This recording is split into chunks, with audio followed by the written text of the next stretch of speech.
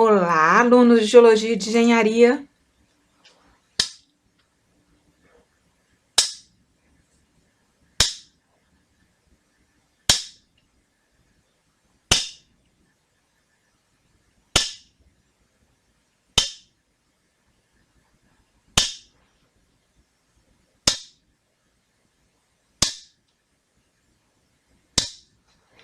Este é o barulho das rochas batendo uma na outra. Nós vamos estudar mecânica das rochas, que tem a ver com a sua resistência, com a sua força. Essa primeira parte, nós vamos ver tudo sobre o maciço rochoso.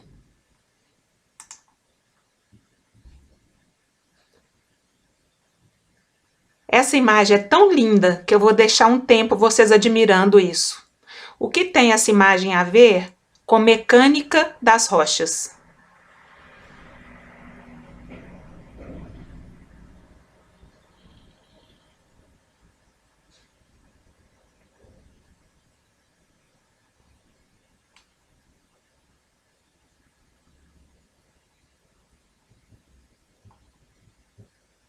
Mecânica tem a ver com mecanismo, funcionamento. Não é isso? Então, quando a gente fala mecânica das rochas, nós queremos falar de uma ciência que estuda as propriedades físicas, mecânicas e tecnológicas das rochas e maciços rochosos para entender o comportamento dessas rochas diante de uma solicitação. Então, o que vocês estão vendo aqui é um sistema, é um mecanismo de rocha, é uma pessoa de rocha se movimentando como rocha e só pensando em rocha, né? Lindo demais essa animação. Vamos para frente. Ou querem ver mais um pouquinho?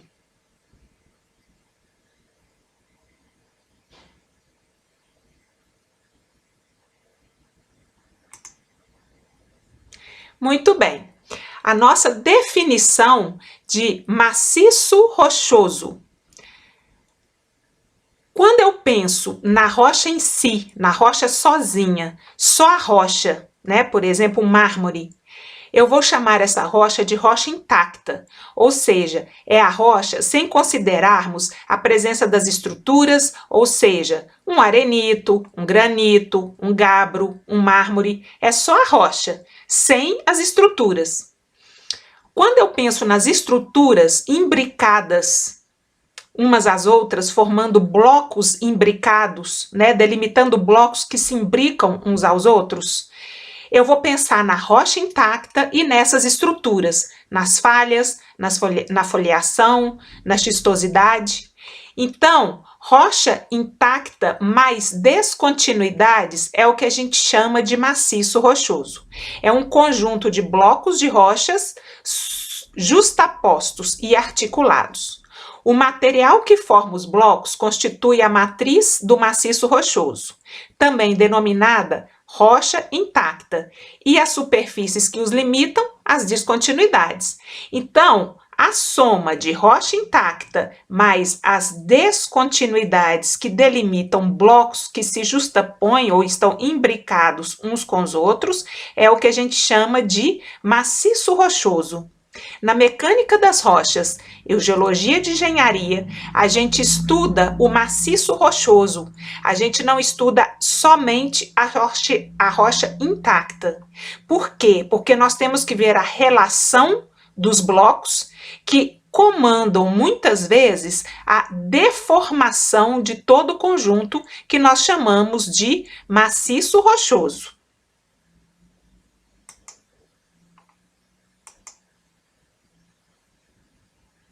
Então, realçando aí a rocha intacta. E o que são as descontinuidades geomecânicas que nós chamamos carinhosamente de DG, né? As descontinuidades, elas são as condições mais desfavoráveis, né? Que são representadas pelas estruturas planares, tabulares, né? São as fraturas, as juntas, as foliações, os contatos litológicos bruscos, os contatos intra-rocha, os veios, tá certo? E toda descontinuidade geomecânica, ela é considerada uma parte mais frágil do maciço rochoso.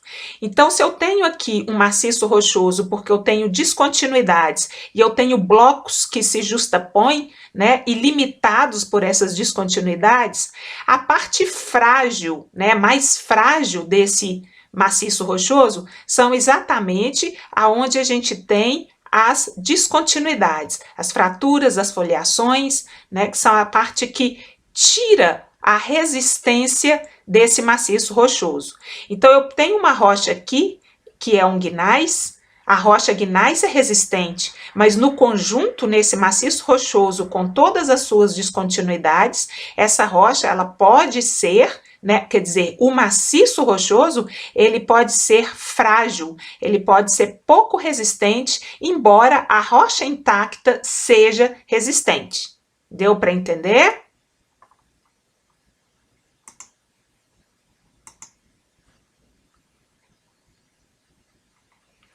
Assim, as descontinuidades deixam as rochas com propriedades mecânicas bem diferentes, menos resistentes.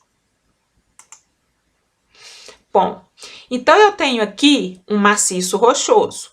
O que é mesmo o maciço rochoso? O maciço rochoso será as descontinuidades, né, que passo aqui, descontinuidades, mais a rocha intacta. Então, eu tenho rocha intacta, descontinuidade, ok? E descontinuidades delimitam blocos. Aqui eu tenho um bloco delimitado pelas descontinuidades. Aqui outro bloco, né, delimitado pelas descontinuidades. E esse conjunto de blocos imbricados uns nos outros formam o que a gente chama de maciço rochoso somado a o que a gente chama de rocha intacta. Aqui eu tenho uma parte do maciço rochoso que é muito mais resistente do que esta parte do maciço rochoso. Não em função da resistência da rocha intacta, mas em função do estado geral de suas descontinuidades. Então, a mecânica das rochas, né, como a ciência que estuda essas propriedades físicas, mecânicas e tecnológicas das rochas, tem os seguintes fundamentos. Na maior parte dos problemas de engenharia, as propriedades do maciço dependem mais do grau de descontinuidade do que da resistência do material rochoso. Compreenderam isso?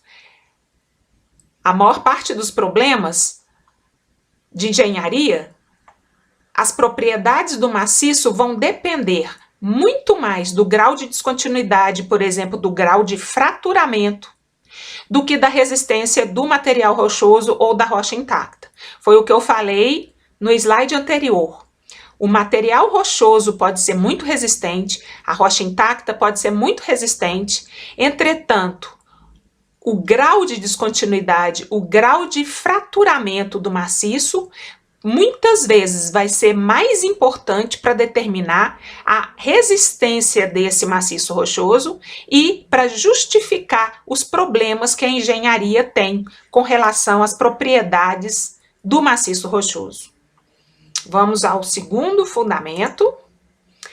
A resistência do maciço rochoso depende da forma de união ou imbricamento dos blocos de rocha que formam o maciço.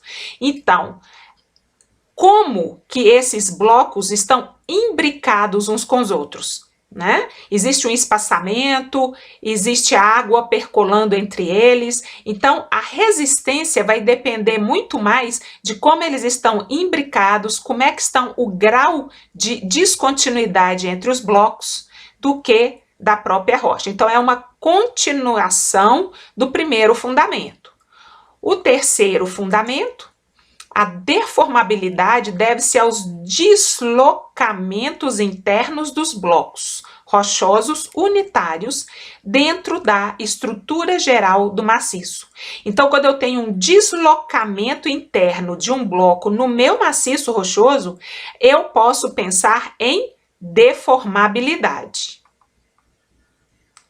E o último, a anisotropia geomecânica do maciço rochoso é uma função da estratificação, da xistosidade e do grau de fraturamento. Ok? Então, ele vai ser anisotrópico, né? E é uma anisotropia geomecânica. É uma anisotropia que tem a ver com uma variação da resistência, né? E a resistência vai fazer com que a mecânica, né?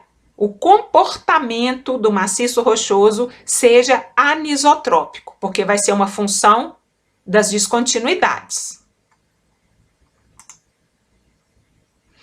Existem diferenças mecânicas entre solos e rochas. Você quer saber, Totó? Muito bem. Solos, pela sua natureza, inconsolidado, eles serão menos coesos e as rochas muito mais coesos. Na engenharia, os solos são considerados homogêneos. Nós sabemos que os solos têm horizontes, né, que pode ter veios reliquiares das rochas pelos solos, mas comparado às rochas, os solos podem ser considerados materiais homogêneos, que têm as mesmas características físicas e mecânicas, isotrópico e contínuo. Isso sempre, quase sempre para engenharia, tá? Enquanto a rocha é pouco homogênea, anisotrópica e descontínua. Uma amostra de solo tem muito mais representatividade, né, do que uma amostra de rocha para ser ensaiada em laboratório. Se eu levo uma amostra de solo para laboratório, eu consigo resultados muito mais reais, né, muito mais leais à resistência daquele maciço de solo, do que quando eu levo uma amostra para o laboratório para ser analisada. Por quê? Porque no laboratório, o tamanho da minha amostra não reflete o grau de fraturamento, o grau de descontinuidades presentes no maciço. Então, os solos têm melhores condições de caracterização em laboratório e as rochas têm piores condições de caracterização em laboratório, não são tão representativas, né? Sendo que as análises de laboratório tornam uma confiabilidade, né? Uma representação, fazendo com que os solos, eles têm a pior confiabilidade com relação à fundação, pela sua característica inconsolidada. Eles são pouco resistentes, mas eles são homogêneos. As rochas têm uma melhor confiabilidade em função da sua coesão e da sua resistência, mas elas não têm o quê? Confiabilidade na amostragem para laboratório, enquanto os solos têm confiabilidade na amostragem para laboratório.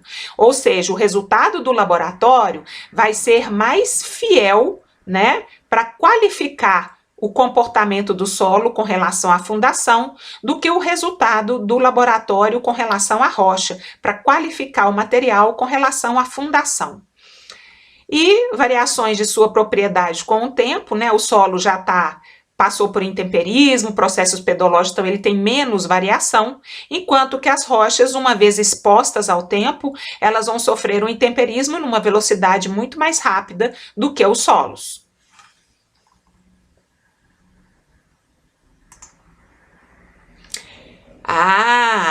As tensões atuantes nas rochas, né? Nós temos principalmente a tensão confinante, trativa, compressiva e cisalhante, né? Em inglês, tá aqui. Então, a tensão confinante é aquela igual em todas as direções. A gente fala que um maciço rochoso, quando ele tem tensões iguais em todas as direções, ele está confinado. Um maciço confinado, ele não sofre deformações, porque as tensões são as mesmas em todas as direções. A tensão de tração, quando eu tenho tensões, né, paralelas, mas de sentidos opostos. A tensão compressiva, né, quando eu tenho tensões paralelas, mas em sentidos convergentes, né, e aqui em sentido divergente e aqui em sentido convergente. E a tensão de cisalhamento, né, elas são paralelas em sentidos opostos, mas são paralelas, uma vem para cá, a outra vem para cá, fazendo uma deformação no maciço rochoso. Quando eu tenho uma profundidade muito grande e o material está confinado, não vai haver deformação. Entretanto, se eu tenho um aumento de uma tensão em uma direção, esse acréscimo de tensão vai provocar uma deformação.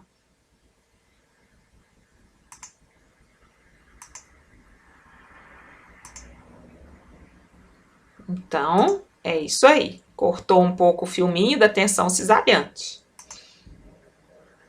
Bom, aqui eu tenho uma demonstração, né, do comportamento dúctil e rúptil.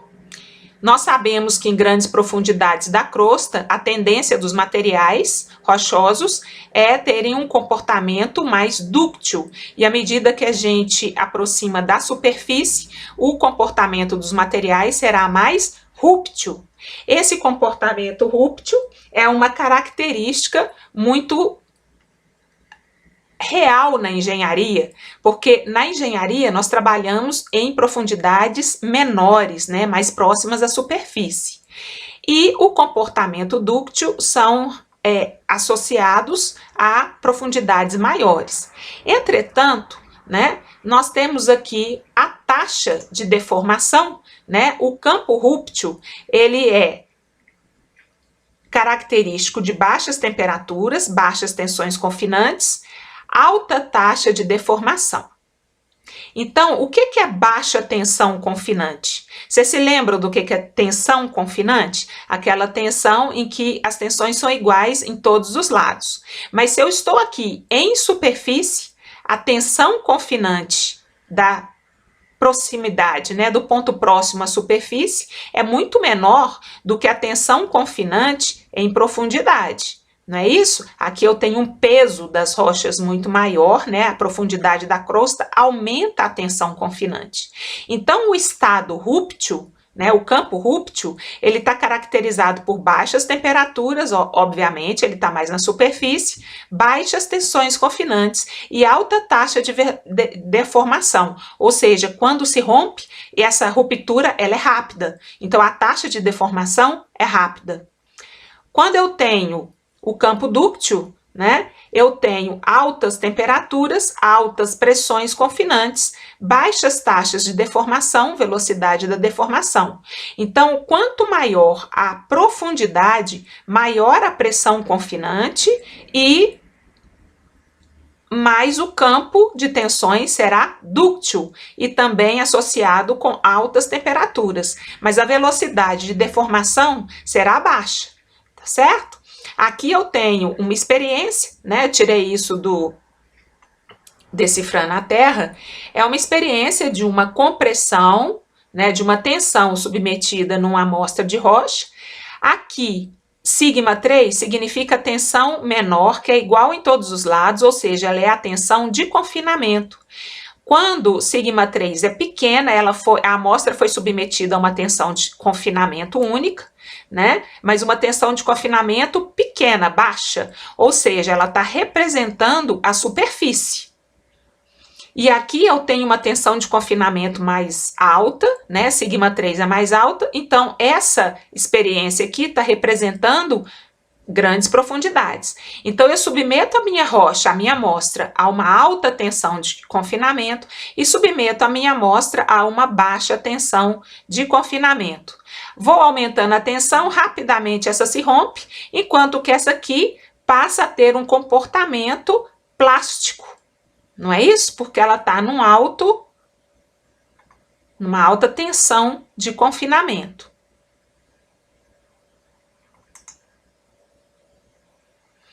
Quando a gente vai classificar os maciços rochosos, nós precisamos de entender qual é a escala do nosso trabalho, tá? Eu tenho que medir qual que é a escala do nosso trabalho. Por exemplo, aqui eu tenho um projeto de um túnel. Se esse túnel fosse pequenininho aqui, né, essas descontinuidades não iam fazer diferença. Mas como o túnel ele pega uma escala, né, diferente, e aqui todas essas descontinuidades vão interferir na estabilidade desse túnel. Então, dependendo da escala, que eu tenho uma bolinha menor, uma bolinha maior, uma bolinha que aumenta, uma bolinha que aumenta mais, uma bolinha que aumenta mais.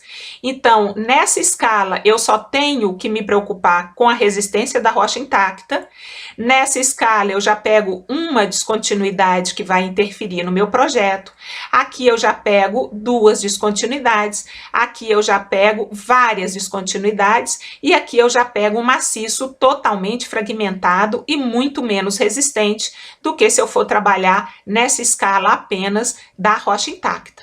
Então, a maior ou menor influência dos blocos de material da rocha no comportamento de um maciço depende das características relativas do material da rocha e das descontinuidades e também da escala do trabalho. Qual que é a minha escala de trabalho?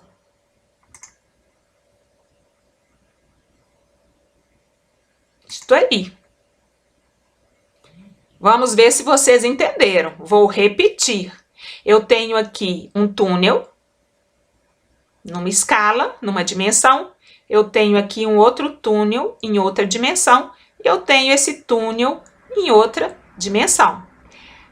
Esse túnel aqui está sendo influenciado por essa descontinuidade, além dessas descontinuidades aqui, né? Esse túnel aqui não sofre influência de nenhuma descontinuidade, ele está totalmente na rocha intacta, enquanto que esse aqui também sofre um contato, mais a foliação, né? E a tensão que é submetida, né, que é imposta sobre esse maciço, em função de uma obra, ela pode resultar numa ativação dessa descontinuidade e num problema para essa obra aqui, mas como aqui é uma obra, né, de pouca tensão de carregamento, aqui é uma obra de grande tensão, tem uma tensão muito maior em função da característica, tudo isso tem que ser levado em conta num projeto de engenharia. Repetindo, a maior ou menor influência dos blocos de material da rocha no comportamento de um maciço depende das características relativas do material dessa rocha e das descontinuidades e da escala de trabalho. Entendeu? Entendeu? Entendeu? Entendeu? Tô perguntando para vocês, alunos. Todo mundo entendeu? Eu tô vendo só as mãozinhas, né? É isso aí.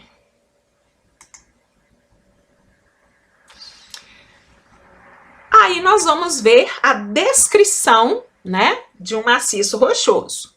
Se a fraturação dos maciços rochosos condiciona o seu comportamento mecânico, que foi o que nós vimos agora, será então necessário localizar e descrever as descontinuidades desses maciços à escala das obras projetadas ou apenas do local da obra, podendo-se citar, né? O que a gente vai descrever?